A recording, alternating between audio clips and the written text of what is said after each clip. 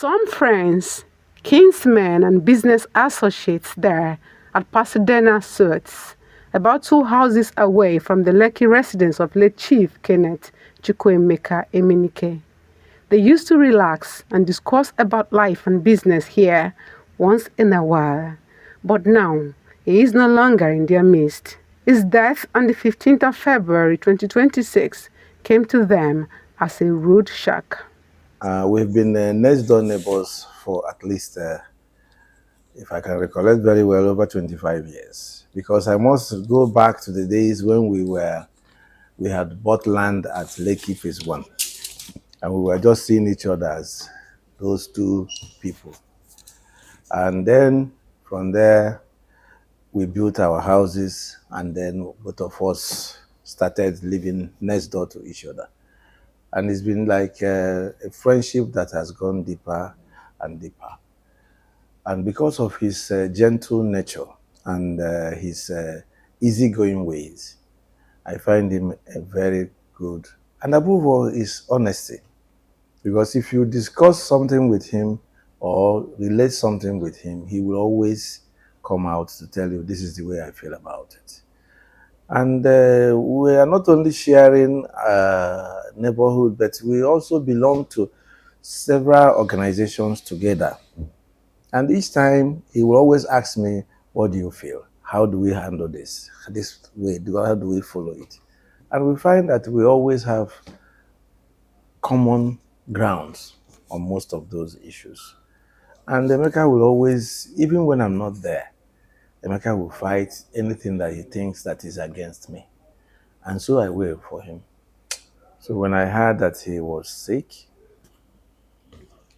I ran, I dropped what I was doing and ran to him. And saw him in the hospital. I was wondering, what happened? But then, you cannot run faster than the will of God. Eventually, God wants him back. Because we all have a tenure in this our life.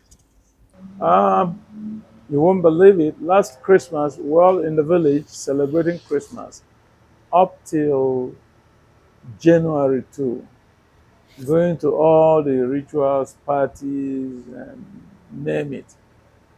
But by January 3rd, we left for Lagos. The children came to my house because they're also friendly to my kids. I said, hey, where is your dad? They said, he left for Lagos, that he's not feeling well. And that was the beginning of it. And so after 9 days, a mutual friend called that Ikukuoma would call him, that is his title name. It was very, very sick. And that was really, really very, very sick. So we all left, I left Abatete with a couple of others. We raced down to Lagos. Behold, this man was very, very sick. And then, because of the less faith we have in the Nigerian medical system, every arrangement was being put in place to evacuate him to the United States. But then his health was going bad. He didn't even have the energy to survive the long trip to America. So we're all, keeping him weight, watching him to improve, to be able to travel. But he never made it. Calmness, brotherhood. Ikukuoma is such a person that he's so unassuming. I don't even know how to describe him. It's not people that came across him can describe him very well, but Ikukuoma is something else. Perhaps maybe people that have this kind of virtue don't live long. Otherwise, the type of Ikukuoma is supposed to live even beyond 100 years. But God knows better. Perhaps where he's going is better than here we are. A quiet gentleman, a man of few words. It's a painful, death. We'll miss him. Take solace in the Lord. The wife is a prayer warrior, and she has cried. She tried her best. She was all through with him in the hospital, while he was sick. And she has played her part and know that there's nothing. This is something beyond her. It's just to hand over everything to God. And our prayer is that he's already resting in the bosom of our Lord Jesus. Our prayer is that they'll take solace and believe that since the man of the house is gone, the Lord has taken over. His wife, Emenike, and the children are inconsolable. For days, they have been trying to grapple with the new reality that life has brought upon them with the demise of Chief Kenneth Chukwuemeka. I'm heartbroken. That's just how I feel.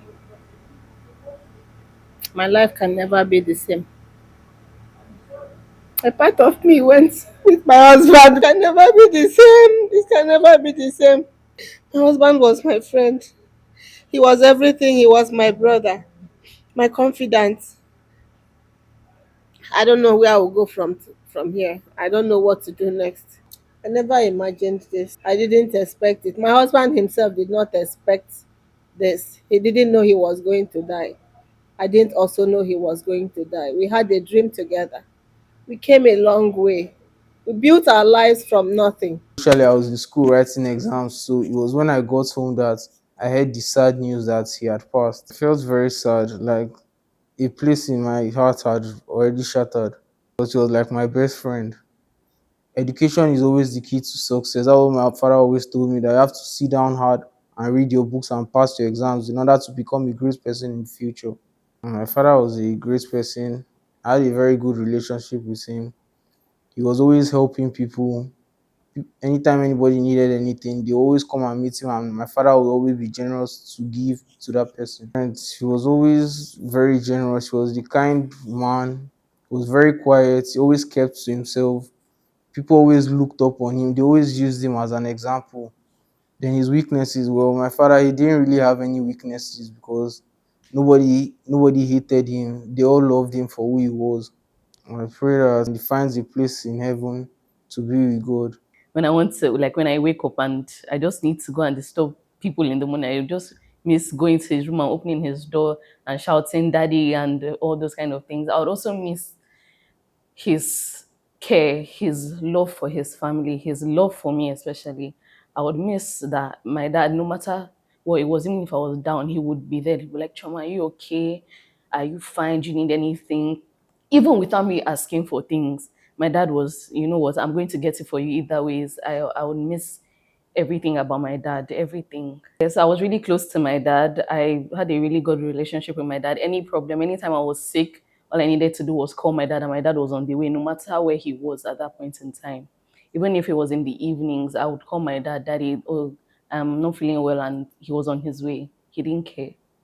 One of the most important things I learned from my dad is that don't allow your past mistakes or don't allow occurring problems to hold you back, because it will never get you anywhere.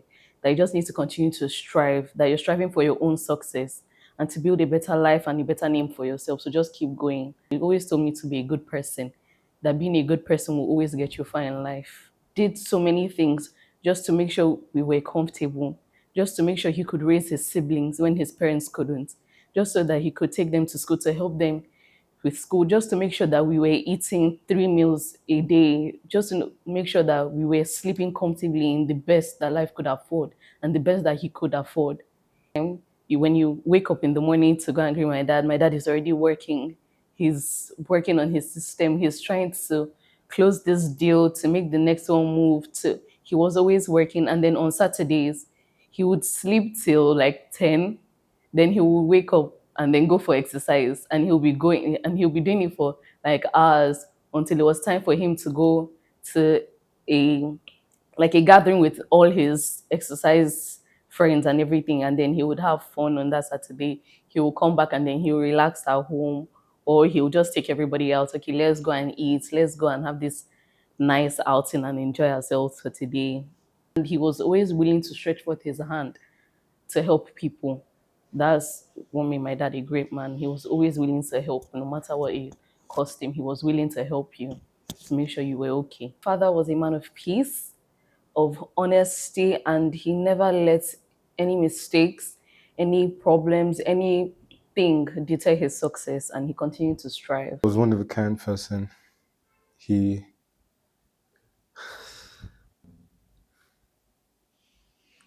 sorry, sorry.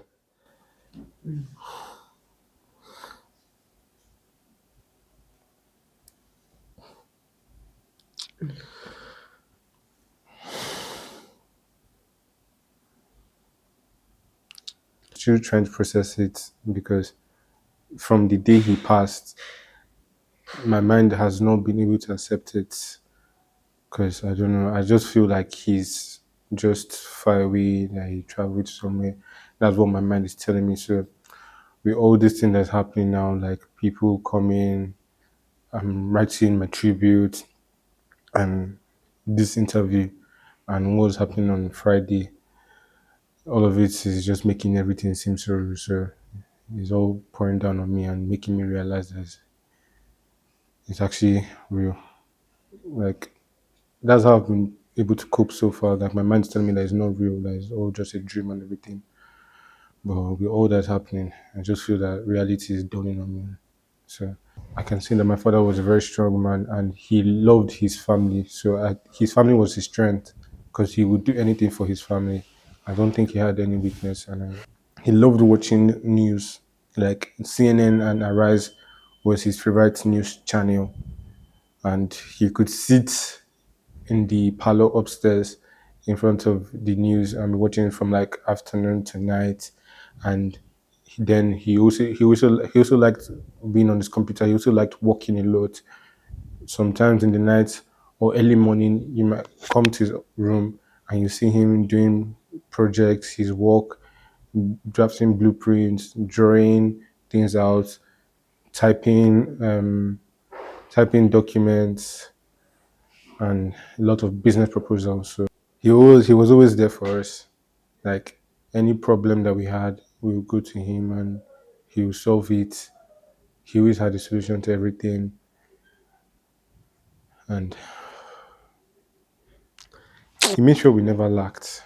He made sure we never lacked. Even as when I'm in school and I finish my pocket money early, and I tell him, he'll be like, "Why do you finish your money early?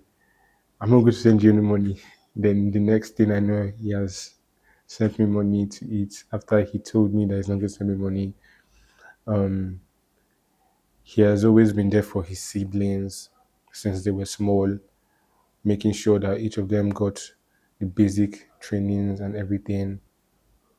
And he was always there for his friends, and he was always active in the village, helping people who were in need. When I started working,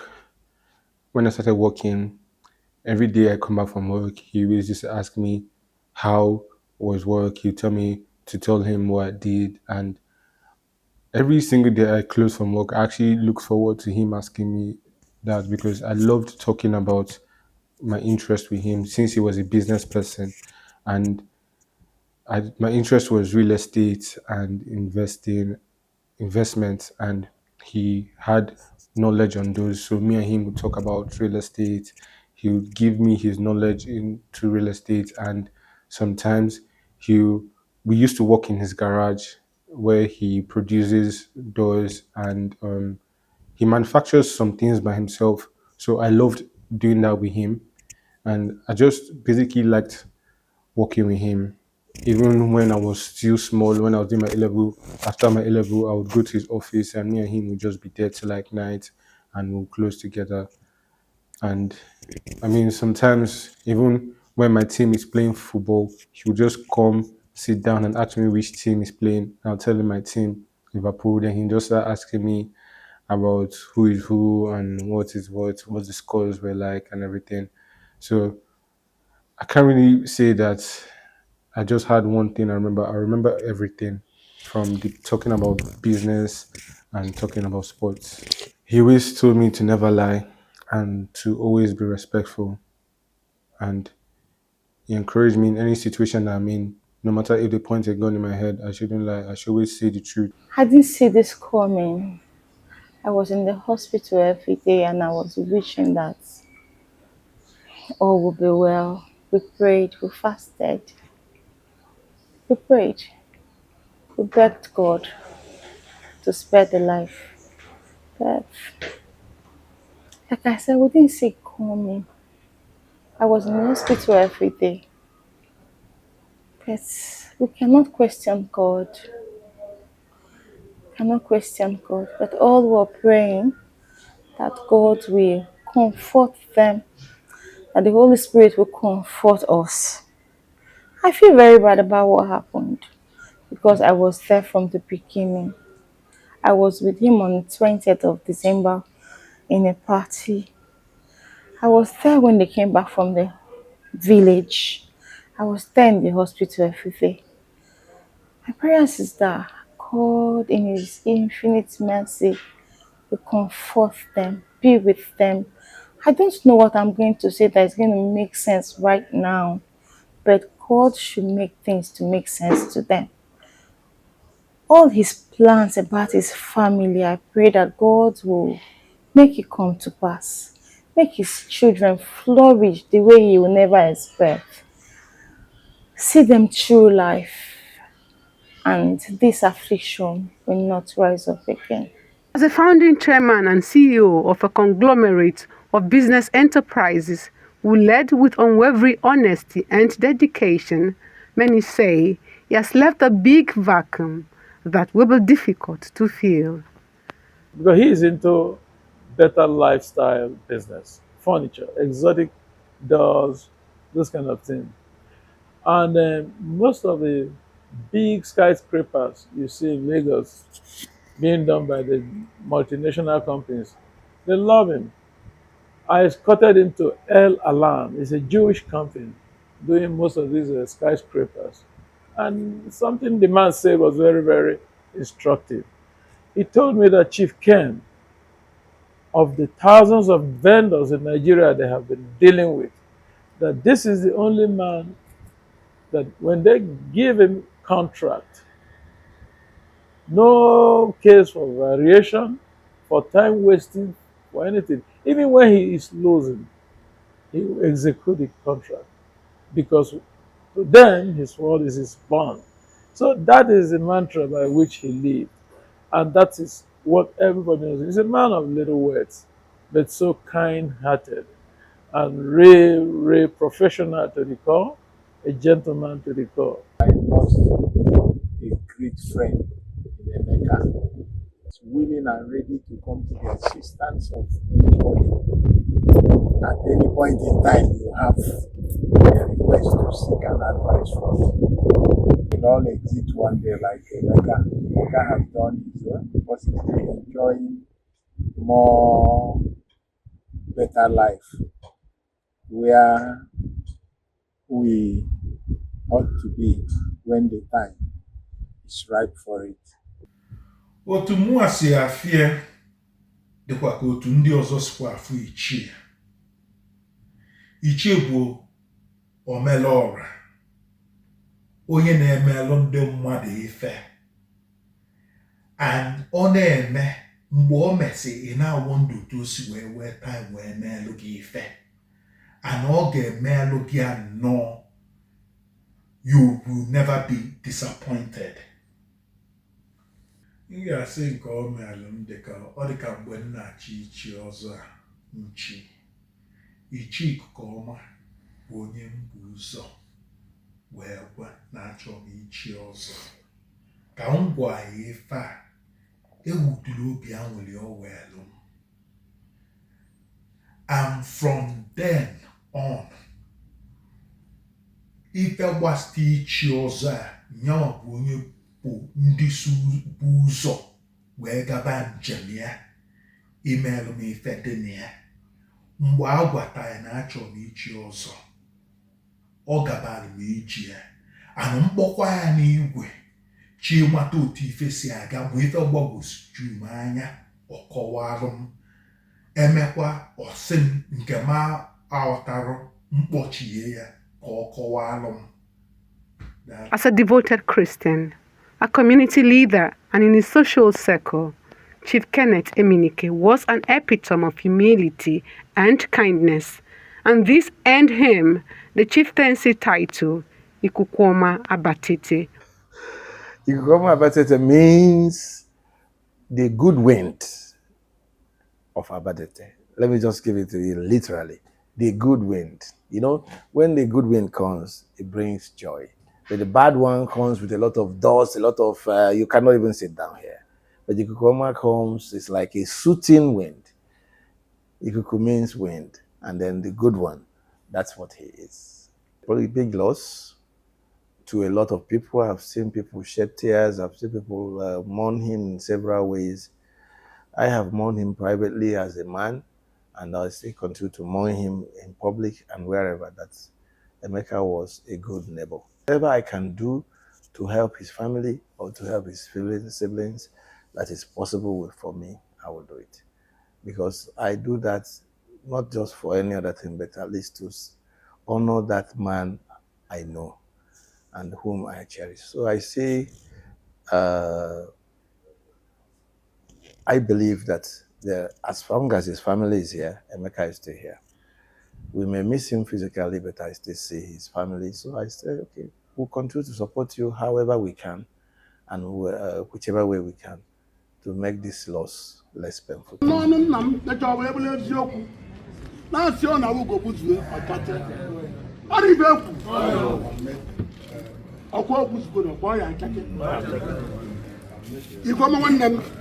Ejiri babu onye ọcha kere ọdaba ifugbe egbe unu ngele na ntụtụ ị na-eche ọnụ ọrụ ife oyiri ọ ya abalị gị na-eke balị gị na oye balị gị na afọ balị gị na nkwọ dike otu ya Abatete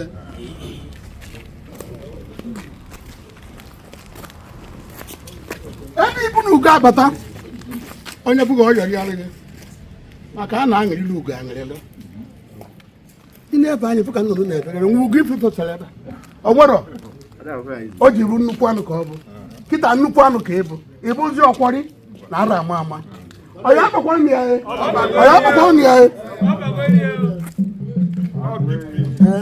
nwanne m ọ dabata ọya abalị gị mma ọchụ udo ile ọchụ udo.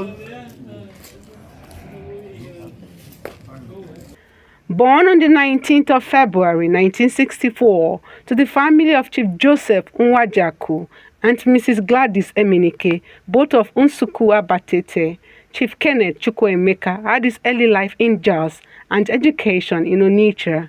He worked briefly at Union Bank in Enugu State before proceeding to St. George's University of London for a degree in computer science. He died in the early hours of February 15, 2026 in Lagos State after a brief illness. Funeral arrangements are as follows. Service of songs and night of tributes.